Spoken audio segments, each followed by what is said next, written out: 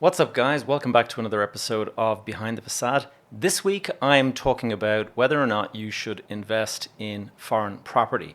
Now, it's a question that has come up numerous times in my LinkedIn messages or in my Instagram feed, whatever it is, wherever the question comes in from.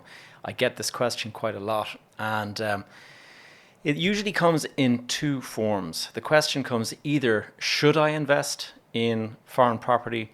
Should I buy foreign property? Or it comes in the form of, how should I go about it? And there's two different things. First of all, there's the rationale behind whether you should do it or not. And then there's the actual methodology that you should take in order to do that. I've got quite a bit of experience in this. As you know, if you're a listener for a long time, you will know that I've owned property, or I still own property in various parts of the world. I've bought in the UK, I've bought in New York City. I had a beautiful penthouse apartment in New York for many years. And I also have a beautiful villa in Spain. I own property in Spain. I had apartments in Spain. I had commercial retail in Spain. I was also part of a big corporate transaction in Dubai. I was working in Qatar for about a year and a half. I've traveled to Bulgaria to look at property there. I've traveled to Cyprus to look at property there. I've traveled to the Czech Republic to look at property there. So I've looked around. I've also looked at property in France. Thought about buying in France quite a few times. And I've also looked at property in ski resorts in various places that I've gone to on ski vacations. And I've decided, this would be interesting to have a look at. So I've looked around, and it's going to be the question that we cover today. So sit back, and without further ado, I'm going to answer the question, should you invest in foreign property?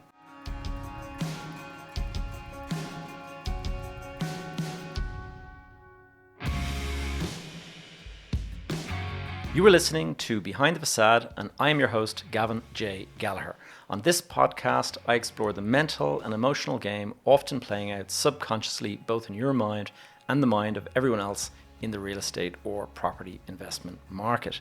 The key to success in this game is to master your mindset and behavior, to take control of your thoughts, your emotions, and most importantly, your ego. Welcome to the show. All right, guys, welcome back. And first of all, let me start with a quick apology to anyone who was watching this on YouTube last week. As you know, there was no episode last week. Long story short, no video was uploaded last week, and it just went out in the audio format. So this week, I'm going to make up for it. And so let us get into whether or not you should buy foreign property. First of all, as I mentioned earlier, there's two formats that this question is going to be dealt with today. The first format is, should you make the investment at all? I mean, is it a good idea or not? And then second of all, once you've decided that you're going to go and make that investment, how should you go about it? And there's a big difference there. So let's get into part one, and that is the whole should I invest in foreign property? And I think what you really need to do in this situation is you really got to do a kind of a mental check on yourself. And you've got to, I talk about this a lot on this podcast, behavior, mindset, all that. And this is particularly the case when it comes to investing in foreign property. You got to ask yourself, what is influencing this big decision that you're making?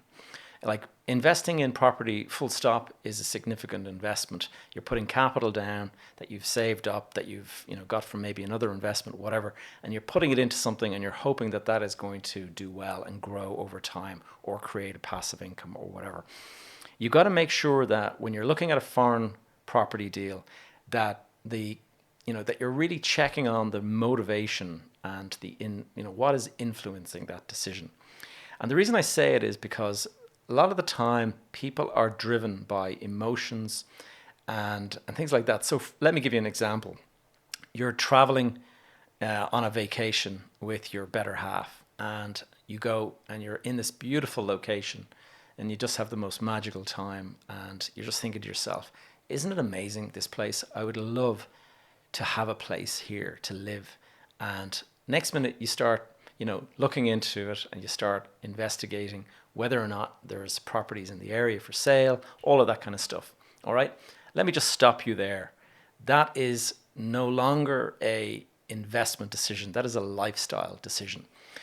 Just because you've had a wonderful holiday does not mean that this is an investment location. And it might sound obvious when I say that, but a lot of people will use, the whole cognitive bias, where you've kind of made the decision that you'd like to do this, and now you're looking for reinforcing data or information that will support this decision. But if you kind of dig down underneath it, really what this is a lifestyle decision. You've thought to yourself, you had a wonderful holiday, it's a beautiful place, warm weather. I mean, it's lashing rain here as I'm recording this. And so, a lovely holiday in Spain or in, Sardinia, where I was for my honeymoon, it sounds magical. And so having a property there, I don't need to bring a suitcase to the airport. I can just leave my clothes in the wardrobe, all that kind of stuff. Pure lifestyle decision, because ultimately you are not in a position to rent the property if you're using it for yourself. Now, you can sort of turn around and say it's going to be an Airbnb, and I'll have my clothes locked in a closet, and so whenever I'm in town I can take my stuff out. That is still bordering on a lifestyle decision, because it's not cold logic and rationale that's driving the decision. It is lifestyle that is kind of the underlying decision making. And so if you can make money off the back of a lifestyle decision, well, that's another question. I'm not knocking the idea. And my property in Spain, the beautiful villa that I own, there's no investment rationale there. I want it. End of story. I want it because I want it. I don't want it because it's a good investment, or because I think I'm going to make better money, or I'm going to get a good return. There is not a good return. It costs me more than I make from it in a rental, even renting it now at the moment. But that's not why I bought it. I bought it because I want it. And you've got to ask yourself, do you want something because you want it, or do you want it because you think it's a good investment? And just do that mental check on yourself. I think it's worth just questioning that. Now, if you are looking around in a location, like, I'm going to use the example of Spain because I'm so familiar with it, having lived there for many years, you're going to meet local agents. And the first property I ever bought abroad was in Spain. And it was after a visit to a hotel in Dublin. And I had lunch with my wife, and as we were leaving the hotel, we noticed a sign saying Spanish investment property. Investment property, of course, being the key word. So we thought, let's pop in and have a look at this. And there was all these signboards up, and it was talking about this location. And really beautiful photographs. You can get an inkling straight away of the lifestyle. It all feels really, really good. And so from my point of view, straight away it was like, wow, this looks amazing. Had a look at the drawings that they had. They were building this development, and so these were being sold off plan, as they say. And it means that the building is not yet built, but you can put your deposit down and you can stage pay your way to the property being delivered to you. And in this case, it was about 2 years away, 2.5 years away. So from the rationale, from my point of view, was, okay, I have the money right now to put a deposit down, and I have 2 years to come up with the rest of the money. And in fact, it wasn't exactly like that. It was every 6 months or so, there was an additional payment due. And that became complicated, by the way, but I'll leave that story to a little bit later. The local guy that was selling it was a salesperson, and I was asking the questions, is it a good investment? And he was like, yes, very good investment. You could double your money, all of this kind of stuff. Clients of his had done really well, they had seen like a doubling of their money and whatever. And it's very reassuring to hear those things, but don't forget, this guy is earning a commission or getting paid to sell property. He's not there as your investment advisor. He's not there for any other reason other than to promote that property and sell it to you and get you interested and get you to write a check or to transfer funds or whatever it is. And he did a very good job, and I bought that property. Put the deposit down. We went out to the car, got out the checkbook, came back. This is a couple of years ago, so we were using checkbooks and stuff. And anyway, long story short, I ended up losing money on that purchase, but I did have many years of enjoyable use of it. And, so you've got to kind of weigh up the pros and cons. But as an investment, in the cold light of day, it was a dreadful investment because I put money in, I held it for many, many years, and when I sold it, I made a loss on the actual property. It didn't go up at all. It actually lost money over those 10 years that I held the property. So dreadful investment, but fantastic lifestyle decision. Was very pleased that I had all of those years. Leave those two questions to the side. Now, the next thing is, where is the information coming from? If it's not an agent, if you actually are reading about this, well then maybe, you've actually got some good information there, and maybe it's worth looking into this in more detail. You look at, business magazines and business newspapers and stuff, and they often have articles about, markets in different parts of the world that are up and coming and stuff. And so that can be a good rationale behind it. But you've also got to be wary of advertorials, as I think they're called.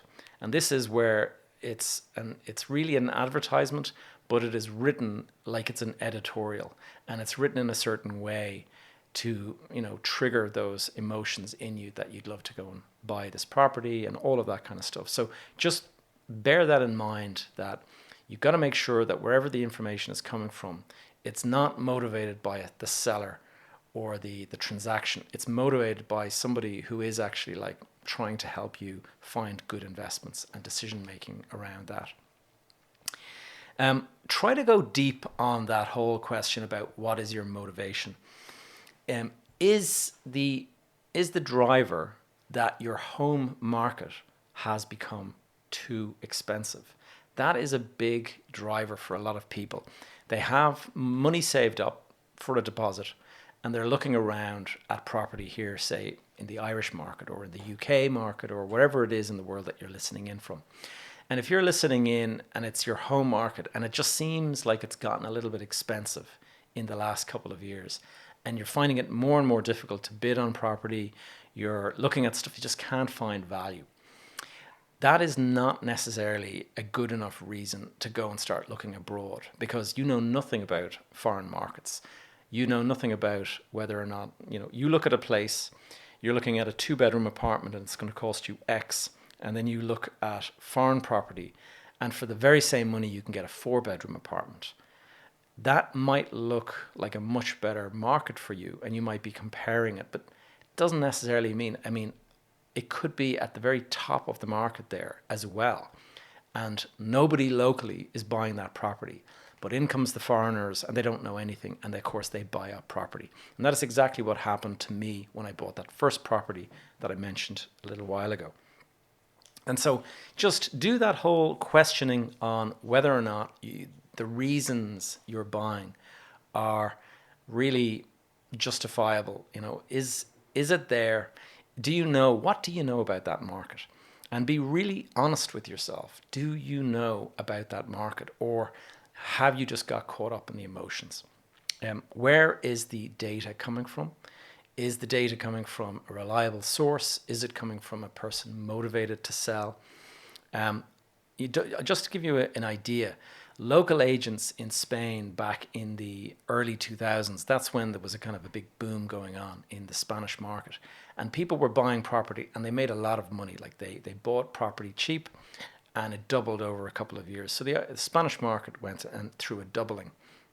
And so it was a good time to buy in the very early 2000s. It wasn't a good time to buy in the mid 2000s, because by that stage, the property had already doubled. So you were coming in at the tail end. But what you've got to know is that the local agents that were selling those properties, they were on a commission in some cases of up to 20% of the value of the property. Now, these were low value apartments. You could buy an apartment back in those days for probably 60,000 or 70,000 euro, we'll say. And the agent would be walking away with 20% of that, which would be 14,000 in the case of 70,000. 14 grand of a commission. You can imagine what the motivation is to earn that kind of return. And so they will tell you anything that you want to hear in order to kind of complete that sale. And I remember having dealings with some local agents down in Spain when I was there. And guys would literally be squabbling and fighting over clients because it was that cutthroat. And there was a particular Irish agent down there. I'm not going to mention any names, but he developed a really bad reputation. And if you know what I'm talking about, you'll know the person I'm speaking about. But you only have to go online, and there are numerous websites with complaints about this company and this individual. And I can remember, though, that people would be collected at the airport. They would be put up in hotels. They would be brought out for dinner. All of this stuff in order to make you feel obligated to the agent. And the agent would be bringing you would say, I had a friend actually who was dealing with this exact agent that I'm talking about. And he was collected at the airport, he was brought around, and he wanted to see a particular development. And the guy was, no, that's a terrible development. I wouldn't recommend that. He wouldn't recommend it because he was not getting any commission on that particular property. He wanted the guy to buy where there was a commission. And so they kept on bringing them to these areas that the guy did not want to live in. And it was entirely because that was where the commission was being driven from.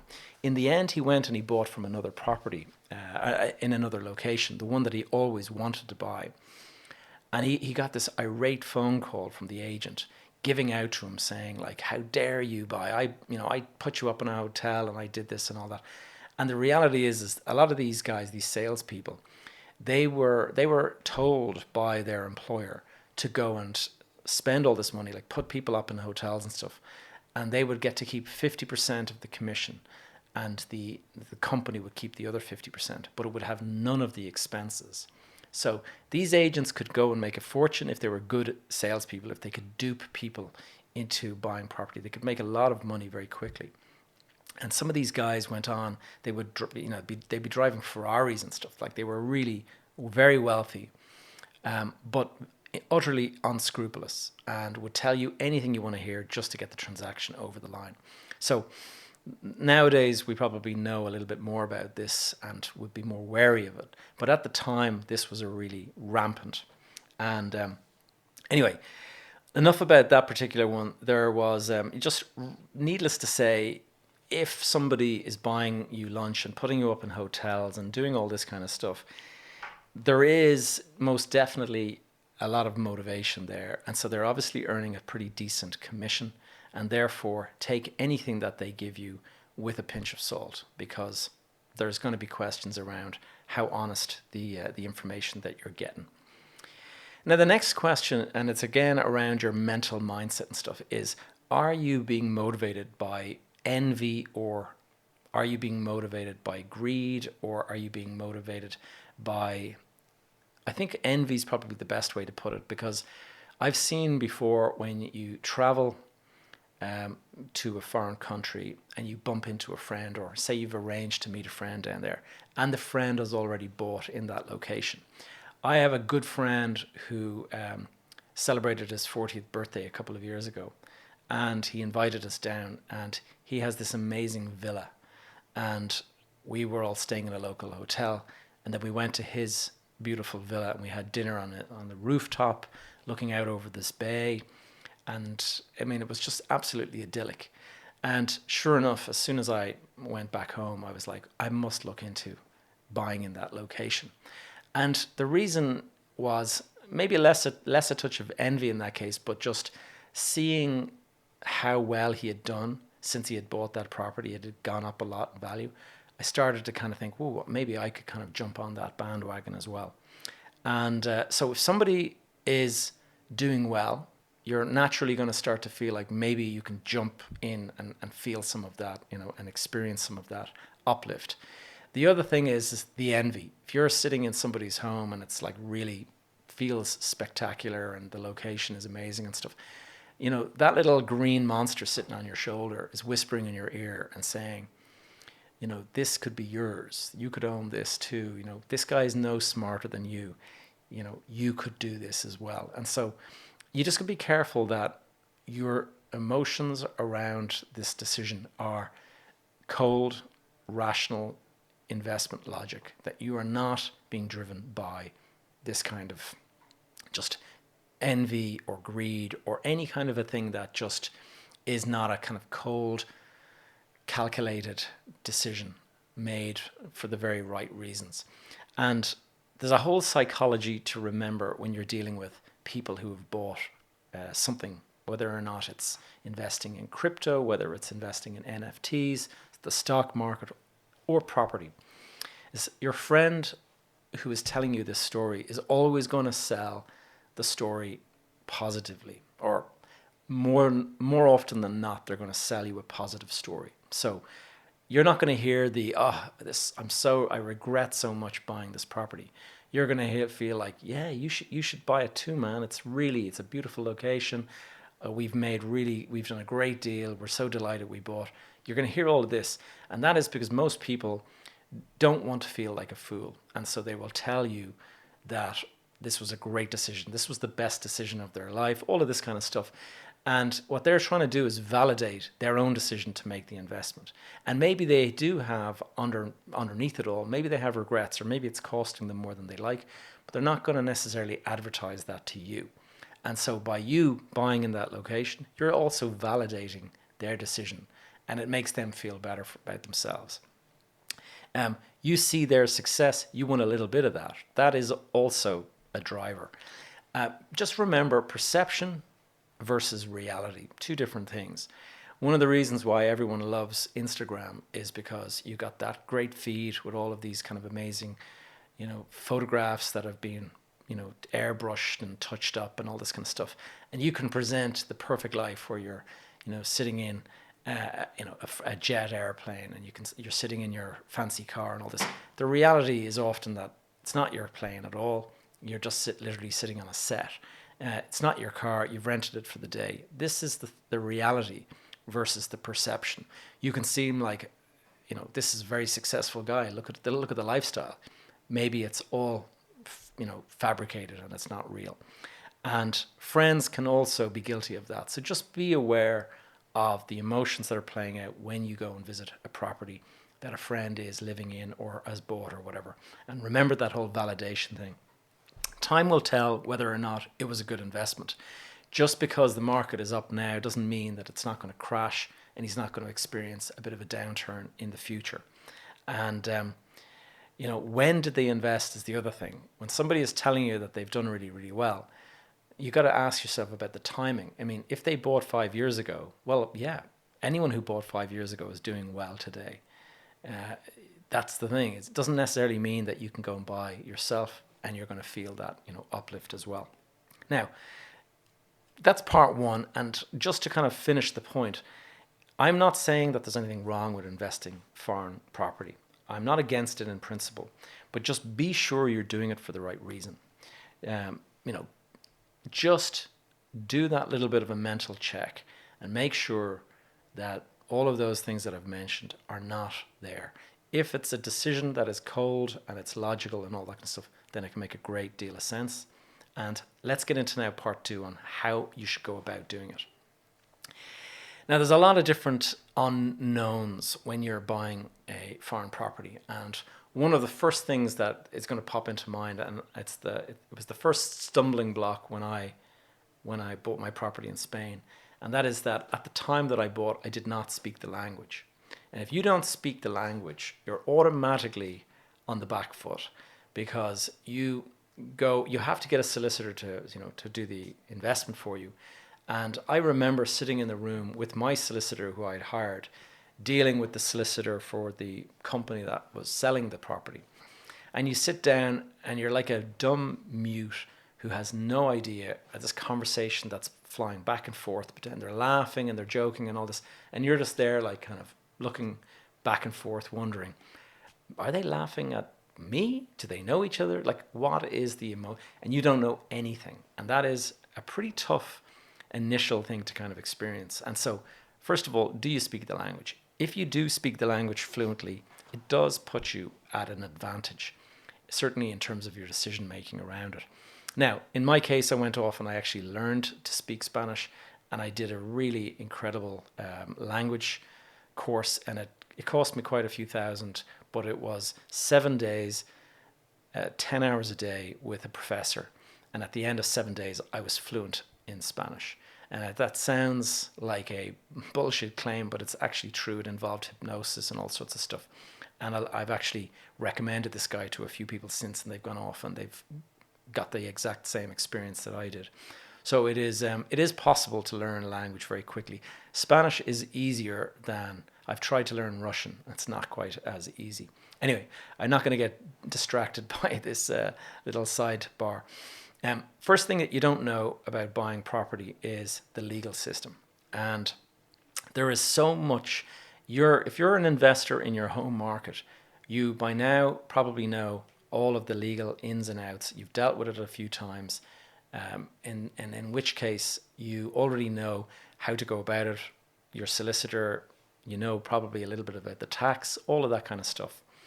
And you know how much of a deposit is required. You know how long it takes to find, to get the property rented. You know what a lease, a local lease looks like, because this is something that you're doing day in, day out. As soon as you go to a new market, it's entirely different. First of all, you've got legal documents that you're not going to be able to read. Second of all, the system, the actual legal system can differ. Now, if you're listening in Ireland or if you're listening in the UK, you're going to be familiar with the property laws in those countries. And Ireland and the UK have very, very similar property law. If you go to the continent in Europe, it's totally different. They go by the Napoleonic laws. And Spain also has a kind of a system that is similar to that, similar to the French system. And the laws are different. You need a notary. When you buy in Ireland and the UK, you use a solicitor. But in Spain, you have to go and you have to use a public notaire or a notary. And that adds a layer of complication. And it means that if you want to do anything, any transaction or anything like that, you've got to go and sit in front of a notary. And that adds extra time. It adds extra complication. It adds all of these kind of layers that I had to learn on the go. And it also means that you don't know, in the event of, say, default with your mortgage, what's involved with the mortgage. How do you go about getting the mortgage? How quickly can you get a mortgage? I know here in the Irish market or in the UK market, I know how quickly I can expect to draw a loan down. But in Spain, I had no idea. And there's all these fees that you can get charged that you didn't realize. There's also there's penalties for early redemption of your loan. There is rules around interest only versus interest and capital repayment, all of this kind of stuff. And then the tax side.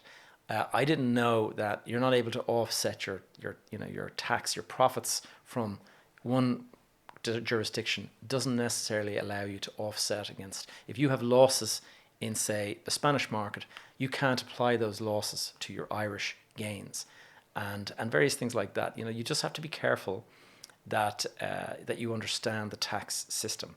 The next thing you got to understand in terms of what you don't know.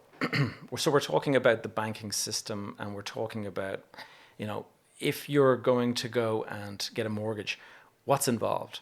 How long is the process? I remember when I bought my villa and I was getting a mortgage, I ended up having to put cash down. I had to go and get my Irish banks to give me a short-term, instantaneous loan. Basically, I just rang them up and said, I'm going to need 300,000 or whatever it was. I'm going to need it immediately. And so they sent the money to me. They had a lien on my property, in my home or whatever. They sent me that, and I had to send it to my solicitor in Spain because the mortgage provider was going to take another 6 or 8 weeks until the property, until the loan was available to me. Now, if I had not paid on the day with my own cash instead of using the local mortgage, I would have actually lost my deposit. That's how serious it was. And I didn't know this at the time. But when the solicitor told me, if you don't have the money in time, you're going to lose your deposit. The seller could literally walk away with your deposit. And this is one of the rules that I didn't know about at the time. So you just have to be very careful that you understand the system, the local system that you're dealing with. In the case of market dynamics, that is the next thing that you probably need to understand in an awful lot more detail. And so what I mean by that is, here, for example, I live in Dublin, in Ireland, and I know that if I put my property up for sale tomorrow, that I can pretty much guarantee that within, say, 12 weeks, 8 weeks possibly, but 12 weeks for sure, I can probably have my property sold and the money in my bank. Spain, other markets, French, whatever it is, wherever you're buying property, you need to understand that it can work differently in those markets. Just because you're used to a certain type of transaction length does not mean it applies. And I remember when I was selling one of my apartments in Spain, the time it took to sell, I was more than a year trying to sell that property. And it's something that you don't even think about, but suddenly you realize, whoa, it takes so long to sell a property. I had started the process, and I thought it would be the similar 12 weeks or whatever. And I kept on ringing up my agent, like, any updates? Has anyone inspected the property? No, nothing at the moment, nothing for the last month. And that is because if you buy in a foreign market, it could be that the people that you are, the market you're in is mainly a holiday market. And so it's only people traveling on their holidays that will go and inspect your property. So it means they're going to be busy times. There's going to be like the Easter break and the summer break. Those are the times when lots of people will be coming to visit your property. But off season, you're not going to have anyone visiting your property. And so I went for months with nobody visiting the property to have a look at it. And so that is something that you need to be careful of. And also, the market dynamic is one thing. The market timing is the other. I mentioned before, you can buy at the wrong time in the market. Just because your home market seems a bit pricey does not mean that a foreign market is any different. You could be arriving in and you could be buying up the property that no local people are buying because it is all too expensive. But the perception for you coming from your home market, where it's more expensive per square meter or per square foot, it looks cheap in comparison. But locals would say it's crazy what you paid for that. And so just bear that in mind. The next thing you got to be very, very careful of when you buy foreign property is be very wary of scams. And I talked about scams recently, but when you get into buying property in a foreign market, there is all sorts of stuff that can catch you out. Now, I had a guest on my podcast probably about a year ago, and we were talking about his experience, and he bought in Bulgaria, and the property ended up in the ownership of, it was built by the local mafia, and he was being charged thousands and thousands in management fees. And himself and all of the other investors, they grouped together and they kicked out the management company, and they got somebody who actually owned one of the properties that was living there locally.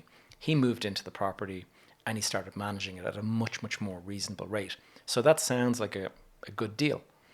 What happened though was the local mafia, they basically moved in and they removed all of the doors and all of the windows in every single apartment in the entire building.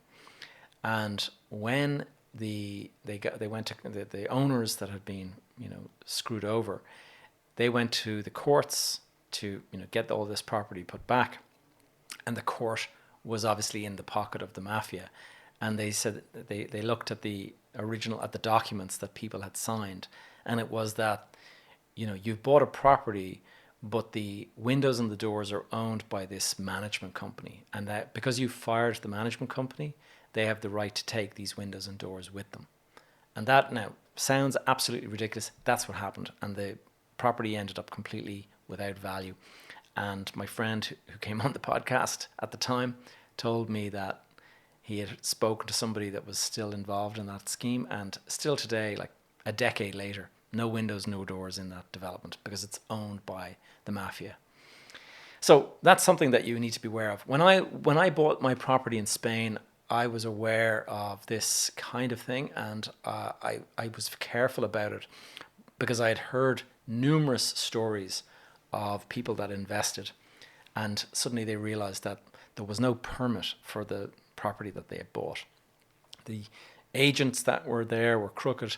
The solicitors were crooked. The agent directs you to a solicitor. The solicitor happens to be crooked as well. All of this kind of stuff was going on. So without permits, it meant that the person could not get a mortgage. And if you can't get a mortgage, you've paid your deposit. You've put 50,000 down. If you're unable to get a mortgage, what does that mean for you? And in this particular case, most people lost their deposits that they put in because they couldn't follow through with the mortgage. So the company got to keep the deposits. But in a couple of deals, what happened was, and I used to drive along the road through Marbella on the way to the airport. And there was all these structures, concrete structures standing up that were just covered in graffiti. And those were apartment buildings that had started without permits. And then the local mayor or whoever, he hadn't gotten his payoff. And so the development was stopped. A load of people had put deposits down for, their partial ownership of, this phased payments that you do. And suddenly the development is never going to be completed. So you've lost your deposit there as well. You've got to be aware of timing and delivery. And this is nothing to do with scamming now. This is just literally when you buy off plan, you've got to be aware of the fact that you're putting money down and you're paying in stages. And in the case of the property that I bought, my first property, I think I put down 10%. And then about 3 months later, I had to put down another 10%. And then 6 months later, I had to put down another 20%. And then 6 months later, I had to put down another 20%. And you can see what I mean. You're kind of stacking your payments. And it sounds like a great idea. But the reality is you don't own that property yet. So there is no mortgage available until it's completed. And so this 20% and this another 20% and another 20%, that has to be paid out of cash that you have. And the only way you can get that is by doing an equity release on a property that you have back at home, or you have the cash to do this. But most people who are buying property do not want to pay cash for the property. They want to leverage it with a mortgage. And so in this particular case, I was doing well. I had plenty of cash lying around, so I was able to make these payments. But if I was in a situation where I needed to borrow money to do that, it wasn't going to be possible. And so that's just something to bear in mind. Also, bear in mind in certain countries, there is a black market. And I discovered this. Now, thankfully, when I bought my properties, I bought it from a big public company, a big PLC. And because of that, there was no cash or black market transactions or, off the books kind of payments in cash. But whenever you're buying a property in Spain from, say, a local Spanish person, or this doesn't necessarily have to be Spain, but my experience was that there's a lot of people and they don't want to pay tax on their gain.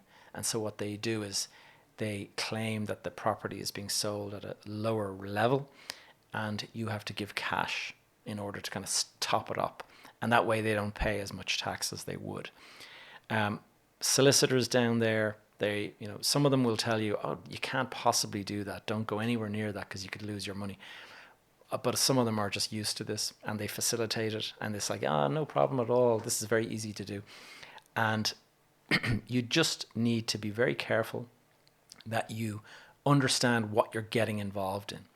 And if it involves those kind of cash payments, just make sure that you have a safety net, that you understand that there's no chance that you put the money down and then the transaction doesn't go ahead and you can't get the money back or whatever. Now, how do you go about learning all of this? There's two ways. And way number one is the way that I did it at the time, and that is just study the market. And what I did in the end was I actually moved to Spain. And when you're living there, you can obviously learn on the job. And so every day that I was living in Spain, I'd learn the language. and I was investigating and I was reading and I was doing all the kind of investigations myself. So I ended up being a bit of an expert down there, so I believed, and that was one way of doing it. As it turns out, you're never an expert in a foreign country because there's always stuff that you have not yet experienced, any more than you're an expert in your home country. If you get involved in an area of like a transaction or a dispute or something like that, if you're going to court for the first time, you're no expert.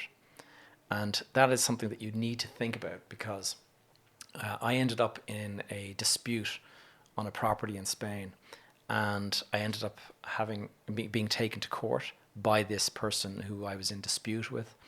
And the court case went on for a couple of years, and I had to fly down to Spain frequently in order to meet with the solicitor. Like, this was before Zoom was a thing and virtual calls. But not only that, you actually had to go down and sign agreements in front of notaries and all of this kind of stuff.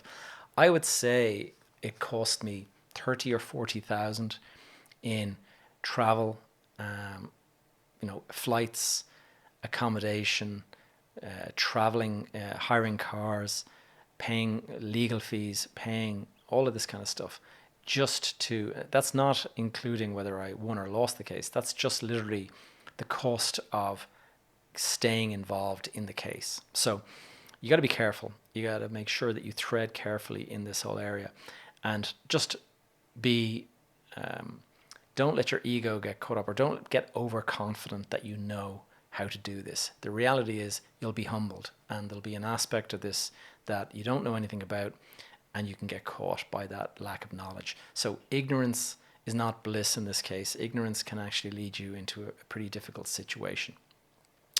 The best way to invest in a foreign property is through a partnership with a reliable, trustworthy market player who knows their stuff. And I'm working with people that are based in the US, and the company I'm in is the local partner for them.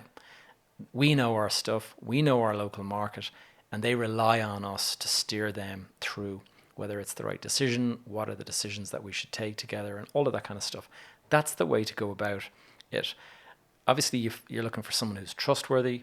You're looking for somebody who has a good reputation.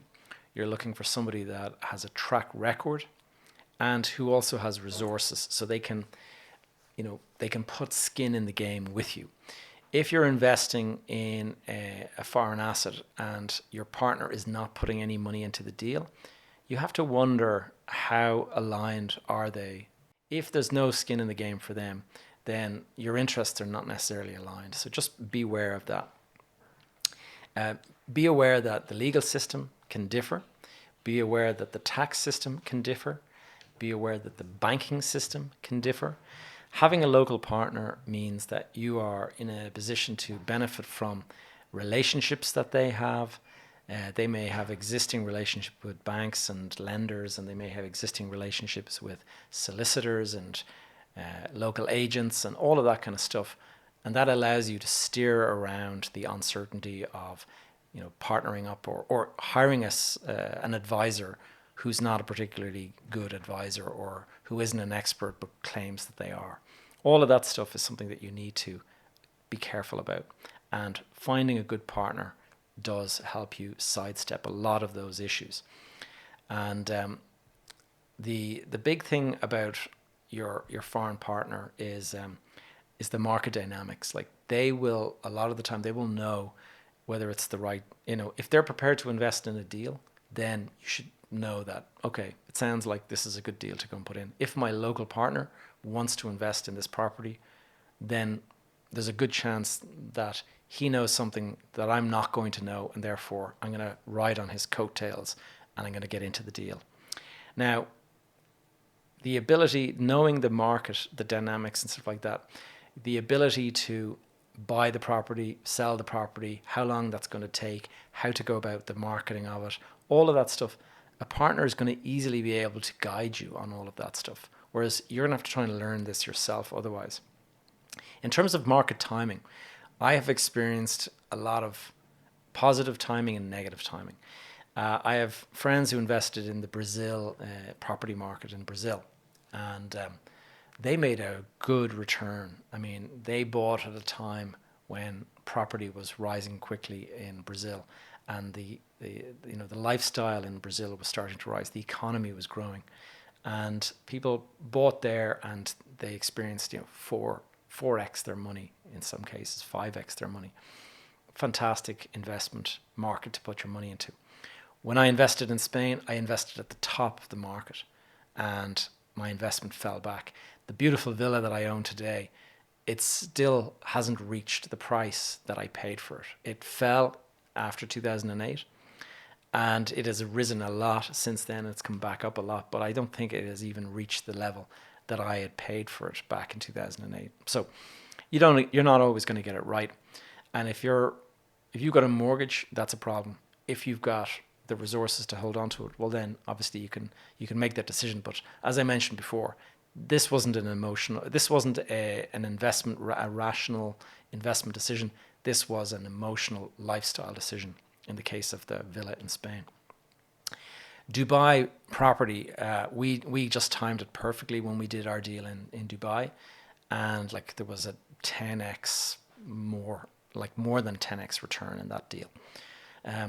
Qatar, I didn't actually do any transactions in Qatar. I spent about a year trying to, and I didn't have a local partner that was aggressive at getting into deals, and so it was a bit of a disappointment actually, because the Qatar market did seem like an interesting place when I arrived, but a year later, about 18 months later, I left, and I just thought, you know what, nothing's going to happen. So I left that.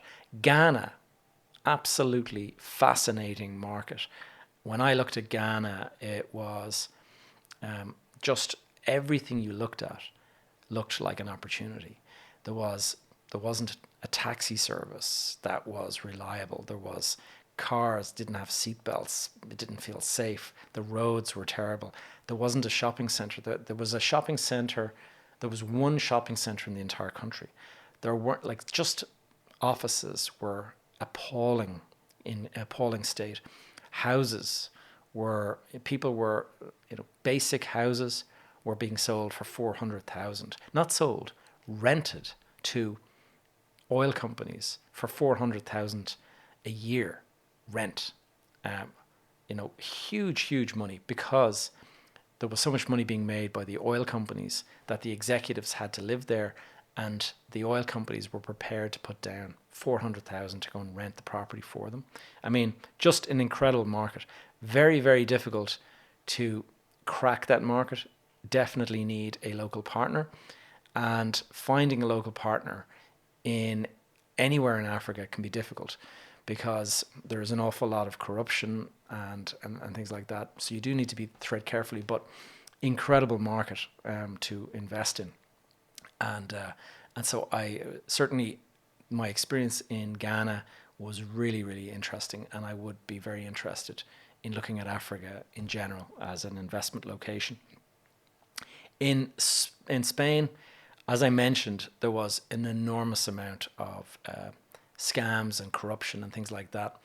But it's a beautiful country, and absolutely idyllic place to kind of live and have a lifestyle there. So from that point of view, it's great. But just ask yourself the question: is it the lifestyle decision that is driving it, or is it an actual cold, rational decision behind it? And I think that's something you need to take into consideration. I mentioned the Bulgarian mafia. You need to be careful. I also have a friend who invested in, I think around 2008, he bought a property, and he was going to build 70 apartments in Turkey. That is still an empty site. Was unable to get that. And I remember back in 2005, 2006, during the last Celtic Tiger kind of boom, a lot of people were looking at fringe markets where, this is, and it's very much like the crypto market today. People, they're looking at Bitcoin. Bitcoin seems a little bit expensive, so let's start looking at these fringe coins, these stable coins and stuff. And they look a lot cheaper, and maybe they'll grow much faster. And the exact same thing was happening in property. So I can remember being told about Cape Verde. which is an island off the coast of Africa. And, you could buy property there, and it was rental property, investment property. And I can remember looking into it and thinking, hold on, how do I go down there to solve a problem? You had to get multiple flights to get down there. It was something like, I can't remember exactly, but I think it was like an 11-hour door to door to kind of fly down there. And anyway, I can imagine anyone who invested in those islands just regretted it later, because I don't think the price would ever rise again. But not just that, there's things like you can buy in locations in France and different parts of Europe where there's a Ryanair flight or an EasyJet flight that flies to that airport. And you think, look, this is great. I can fly in, I can fly out. But the reality is those flights are not guaranteed. And a year from now, 2 years from now, they might decide to stop that destination and no longer go there. And suddenly you're into a situation where in order to fly there, you now have to change flights and fly to another country and then hire a car and drive for hours. This is the kind of thing you just need to think about. Think about the ability to access your property in the event that there's a problem and you need to sort it out. Choosing the partner, just getting back to that, you want to make sure that whenever you're dealing with a local partner, that there is no pressure to act. One of the best things with investing in a good, reputable sort of person with a good track record, with knowledge of the market, is they know when to invest, and they're able to give you objective advice around that. If you're feeling pressure to, we'll have to go and make a decision pretty quickly, that is not necessarily a good time to be putting money into a partnership or into a deal. Make sure you've got good chemistry. That's an absolute critical element to any deal. And it doesn't necessarily, you don't necessarily know you've got good chemistry on the first meeting because people are on their best behavior.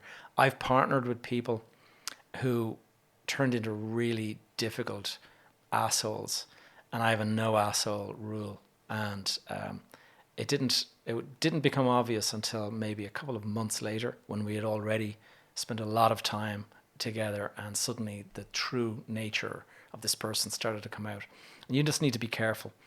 And you got to look for scammers everywhere. Okay, there's a lot of very convincing scammers. When I was in Spain, a guy tried to scam me, and he was extremely convincing until I suddenly realized he was a scammer.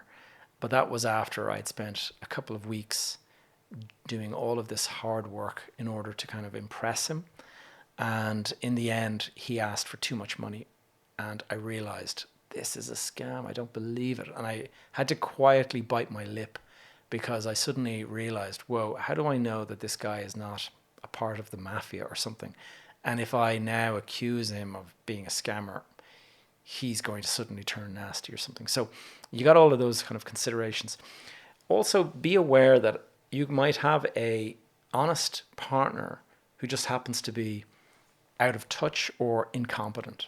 And so be wary of taking, just because you've got a local partner, you do have to, sense check what they're saying, make sure that they've got, solid assumptions, and you have a debate with them as to why this is a good investment. Don't just fall hook, line, and sinker for what it is they're saying. This is how you educate yourself around that market. If you're saying, well, hold on a sec, what about this? They're going to explain why that works or why that doesn't work. And this is a way for you to educate yourself. And watch out for people that are way too confident. That they may be good guys who are they've had a really good run of luck. They're doing really, really well. They haven't experienced a big downturn yet or something like that. And that kind of confidence can do damage, and you got to be careful of that. Foreign investment, it can be very, very rewarding, and you can make a lot of money doing it. So I'm not going to say that it's a bad idea, but if you get it wrong, it is far worse than getting it wrong in your home market. Because in your home market, you can at least deal with the situation without having to travel. But when you have to go and get on planes and hire, hotel rooms and car hire and all this, it becomes really, really irritating that you're losing money on this deal and you're having to spend all this money just to extract yourself from what you already know is a lost cause. Be aware that travel and going to these foreign places at the outset seems glamorous, and that is something that, again, sense check and do a bit of a mindset check. Is there an element of glamour here that you're actually enamored with and that you'd like to experience more of? I can tell you that when I was doing all my travel around the world, it did feel awfully glamorous at the start, jumping on airplanes and different airports and all that. It is glamorous, but that glamour wears off pretty quickly when you're doing a day in, day out and queuing in the airports for hours and things like that, and security and stuff. It doesn't take long for you to actually get quite bored with the whole idea. And if you look at the travel today versus travel 3 or 4 years ago, I used to go to the airport. I used to leave the house and just literally arrive at the airport, straight through security, bang, bang, bang, onto the plane. It was pretty efficient. Now, at the moment, God, is queuing for hours in the airport just to check your bag and things like that. So, end of the story. Let's just finish this up. Make sure your motivation is a good type of motivation. Make sure it's based on sound, logic, rational, not driven by ego, not driven by any kind of emotion, whether that's love, envy, glamour, lifestyle, any of that stuff. Try to understand the system and the market, whether the timing, the dynamics, what's involved. Try to partner with somebody who knows the local market and how to handle it. Even if you have to pay your partner locally to look after the deal, it can be an awful lot cheaper to pay a fee to your partner than it is for you to have to jump in an airplane and fly there every time you need to deal with something. And so just bear that in mind. A good partner, a good advisor is worth their weight in gold. Bad advisor, bad partner, you could actually lose all of your capital. So just be aware of that. And if your home market is too expensive, check on your mindset there and just ask, maybe the thing to do is actually just park my cash in a deposit account right now and just build my cash reserves. Buying in a foreign market just because your home market is too expensive is not good enough rationale in my book. Hope you found this useful. See you same time next week.